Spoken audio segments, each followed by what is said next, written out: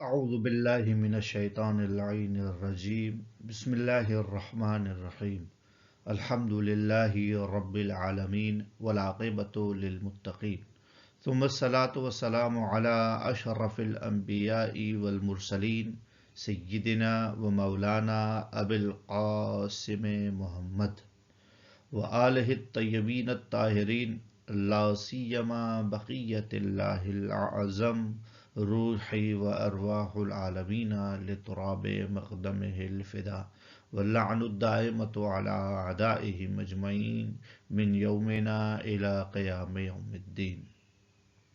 دوستو، ہماری جو گفتگو شروع ہوئی ہے صرف کے ابتدائی دورے کے حوالے سے، آج اس کی چوتھی نشست ہے.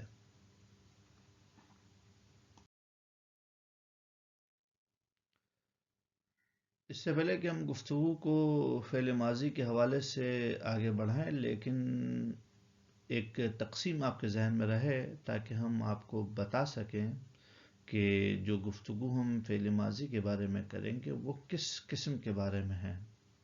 دیکھیں، حروف اصلی کی تعداد، وہ بنیادی حروف کے جو کسی فعل میں پائے جاتے ہیں، وہ اگر بنیادی حروف 3 ہیں تو اس فعل کو ثلاثی کہتے ہیں، اور اگر جناب علی 4 ہیں تو اس فعل کو رباعی کہتے ہیں. یعنی کہ ثلاثی 3 حرفوں والا فعل، رباعی 4 حرفوں والا فعل. یہ صرف لغوی ترجمہ یہاں پہ نہیں ہوتا ہے، بلکہ مراد یہ ہوتی ہے کہ وہ فعل کہ جس کے حروف اصلی کی تعداد 3 ہیں، اور وہ فعل کہ جس کے حروف اصلی کی تعداد 4 ہے.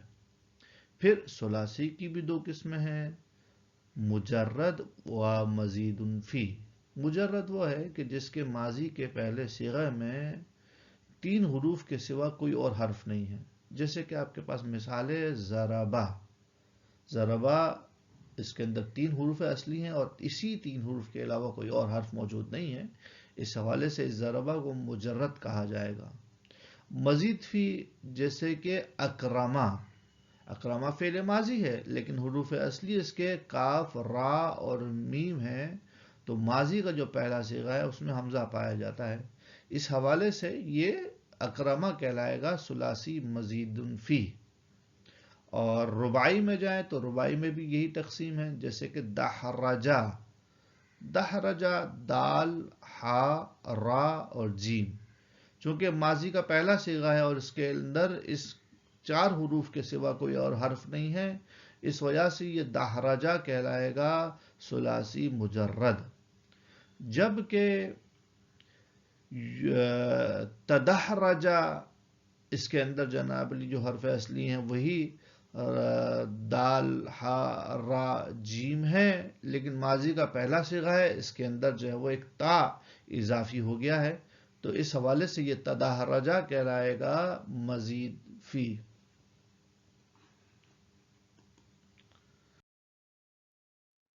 اب ہم فعل ماضی کے حوالے سے جو پچھلی نشست میں بیان کیا تھا، فعل ماضی معروف، آج اس کا دوسری قسم بیان کرنا چاہ رہے ہیں، فعل ماضی مجہول.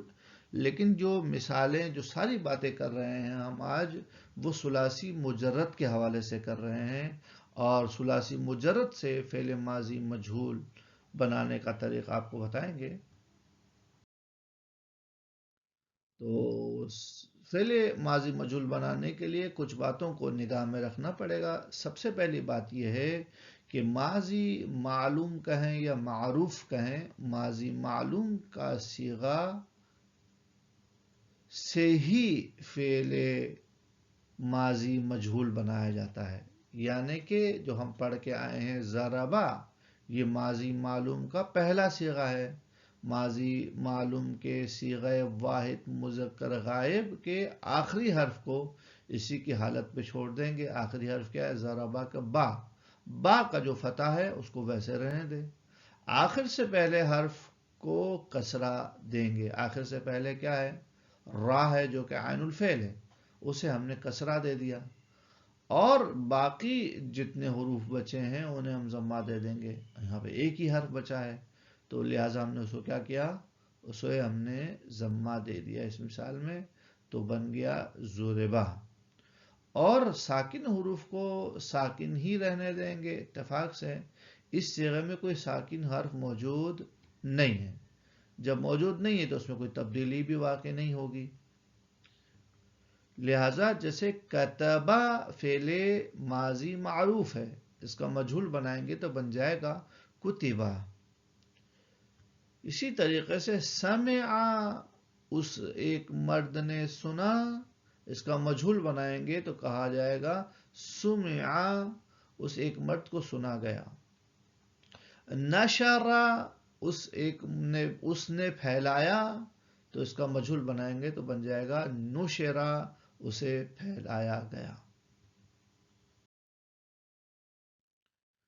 اب ہمارے پاس جو گفتگو آ رہی ہے وہ فعل ماضی مجہول کے جو 14 صیغے ہیں ان کی آپس میں ایک دوسرے سے ڈفرینسز کو پہچاننا ہے، تاکہ ہم جو ہے وہ ایک صیغے کو دوسرے صیغے سے پہچان کر جدا کر سکیں. جیسے کہ ابھی ہم نے پہچانا ابھی کہ ماضی معلوم اور معروف میں کیا، مجہول میں کیا فرق ہے. ماضی معلوم اور ماضی مجہول میں کیا فرق ہے. جس طرح سے پہچانا کہ ماضی معلوم میں کیا ہوتا ہے، آخری حرف پہ فتح ہوتا ہے، پہلے والے پہ فتح ہوتا ہے، بیچ کے اندر کبھی کسرہ کبھی ضمہ کبھی فتح آتا ہے. لیکن مجہول کے اندر ثلاثی مجرد کے اندر بات کی جائے تو پہلے والے پہ ضمہ ہوتا ہے، آخر والے پہ فتح ہوتا ہے اور بیچ والے پہ کسرہ ہوتا ہے. فعلہ کا وزن تشکیل پاتا ہے.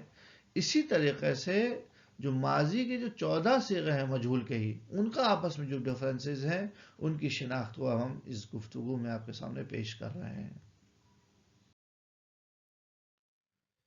فعل ماضی مجہول پہلے بیان کر چکا ہوں کہ تھرڈ پرسن کے لیے ہوتا ہے، سیکنڈ پرسن کے لیے ہوتا ہے اور فرسٹ پرسن کے لیے ہوتا ہے. تو سب سے پہلے تھرڈ پرسن یعنی کہ غائب. 6 صیغے ہیں، ان میں سے پہلا ہے نصرہ، اس ایک مرد کی مدد کی گئی.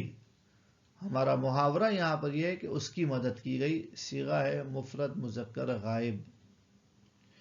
دوسرا ہمارے پاس ہے نصرہ، ان کی مدد کی گئی، تثنیہ مذکر غائب کا صیغہ ہے. تیسرا صیغہ ہے نصرو، ان کی مدد کی گئی، جمع مذکر غائب کا صیغہ ہے. نصرت، اس کی مدد کی گئی، مفرد مؤنث غائب کا صیغہ ہے. یہ نصرتا، ان کی مدد کی گئی، تثنیہ مؤنث غائب کا صیغہ ہے. اور نصرنا، ان کئی عورتوں کی مدد کی گئی، ان کی مدد کی گئی، جمع مؤنث غائب کا صیغہ ہے.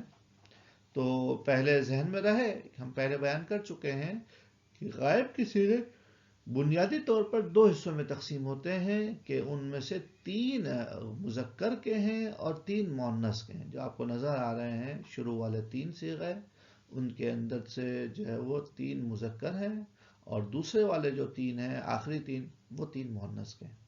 اور جو مذکر کے ہیں اور جو مؤنث میں ہیں ان میں بھی ترتیب وار صیغے کچھ یوں ہیں کہ پہلا مفرد کا ہوتا ہے، دوسرا تثنیہ، تیسرا جمع. نصرہ مفرد مذکر غائب، نصرا تثنیہ مذکر غائب، نصرو جمع مذکر غائب، نصرت مفرد مؤنث غائب، نصرتا تثنیہ مؤنث غائب اور نصرنا جمع مؤنث غائب. اب ہمارے پاس مخاطب کے صیغے ہیں، سیکنڈ پرسن جسے آپ کہتے ہیں. ان میں سب سے پہلے ہے نصرتا، تیری مدد کی گئی، مفرد مذکر مخاطب. نصرتما، تمہاری مدد کی گئی، تثنیہ مذکر مخاطب. اور نصرتم، تمہاری مدد کی گئی، جمع مذکر مخاطب. نصرتی، تیری مدد کی گئی، مفرد مؤنث مخاطب.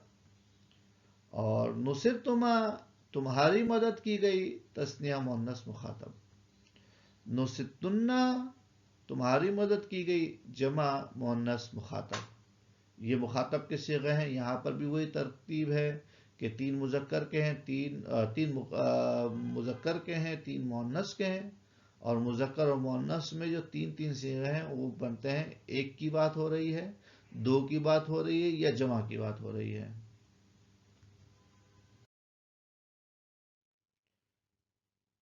جو ماضی مجہول میں فرسٹ پرسن کے صیغے ہیں وہ دو ہی صیغے ہیں، لیکن ان چھ معنی کی ادائیگی ان دو صیغوں سے کی جاتی ہے۔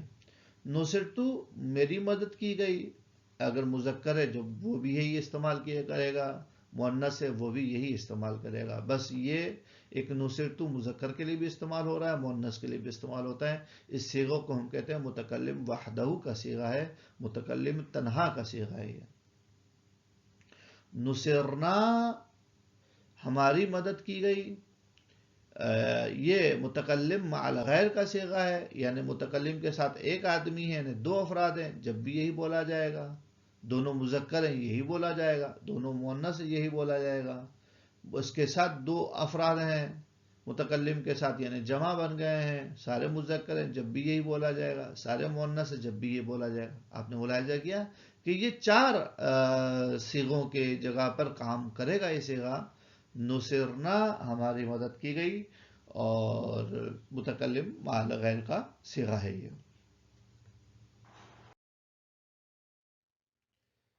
ماضی معلوم اور ماضی مجہول میں فرق۔ ثلاثی مجرد میں ماضی معلوم کے تین وزن ہیں، جبکہ ثلاثی مجرد میں ماضی مجہول کا صرف ایک وزن ہے۔ ماضی معلوم کے وزن ہے فعلا، فعلا، فعلا، اور انہی سے آپ گردانیں نکال دیجیے پوری۔ جبکہ مجہول میں ایک ہی وزن ہے فعلا، تو لہٰذا اسی وزن سے ہم پہچان لیں گے کہ کون سا ماضی معلوم ہے اور کون سا ماضی مجہول ہے۔ اب ہم ماضی منفی بنانے کا طریقہ اپنی خدمت میں پیش کر رہے ہیں۔ بالکل ویسا ہی ہے جیسے ماضی معروف میں ہم نے بیان کیا تھا کہ فعل ماضی مثبت کے شروع میں ما یا لا لگا دینے سے فعل ماضی منفی بن جاتا ہے۔ جیسے کہ آپ کا لفظ تھا نصرا، اس نے مدد کی، اس کے شروع میں آپ نے لگا دیا ما نصرا، تو اب کیا بن گیا؟ اس نے مدد نہیں کی۔ نصرا، اس کی مدد کی گئی، اس کے شروع میں آپ نے ما لگا دیا تو بن گیا ما نصرا، یعنی کہ اس کی مدد نہیں کی گئی۔